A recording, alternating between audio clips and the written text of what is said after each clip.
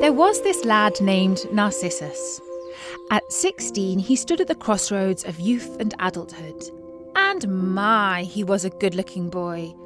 The gods had blessed him with such good looks that flowers would twist and twirl to watch him wander by, and even the breezes couldn't help but spread tales of his captivating charm. A blind, old and insightful seer, Tiresias, once made a curious prediction about him. "He'll live a long life, unless he comes face to face with himself." Quite a riddle, right? What do you think he meant by that? After all, mirrors were not even invented back then, so how could he come face to face with himself? We shall see. On a sun-kissed day, while exploring the meadows, Narcissus discovered a pond with water so clear it mirrored the world above. As he peered into its depths, he saw a radiant face staring back. Who might this be? He thought. It was love at first sight. The face was so beautiful that he couldn't help falling for it. Deep, deep in love. Yet every time he reached out to touch the mesmerizing face, it would ripple away. Day after day he sat by the pond, completely entranced. The face in the water smiled, cried, and laughed just as he did. "Why won't you join me?" he often wondered, not realizing he was admiring his own reflection.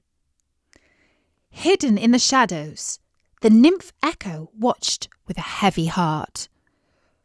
Once a chatterbox, now the goddess Juno had cursed her to only echo the last words she heard. That was why she was called Echo, right? She wished to call out to the beautiful boy, but all she could do was repeat his sighs.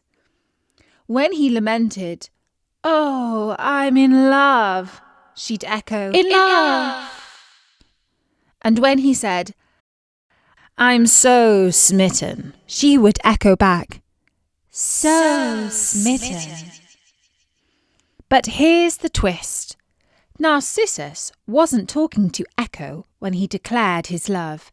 He was enamoured by his own reflection. And when he heard Echo's reply, he believed his watery twin was responding. And poor Echo thought that he had fallen in love with her. But he hadn't even noticed the poor nymph. He was totally absorbed in his own reflection.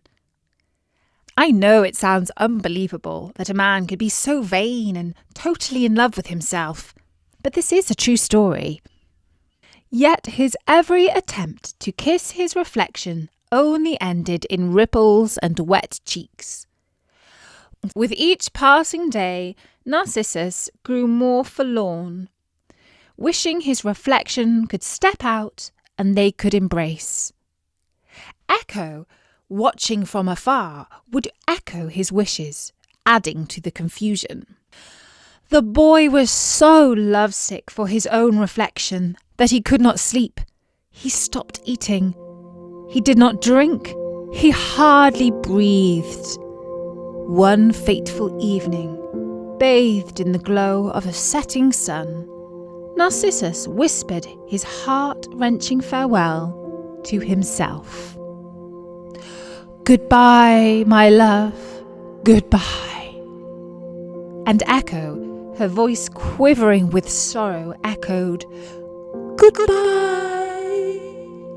By sunrise, where the heartbroken boy once sat, a radiant flower blossomed, its white petals guarding a golden heart.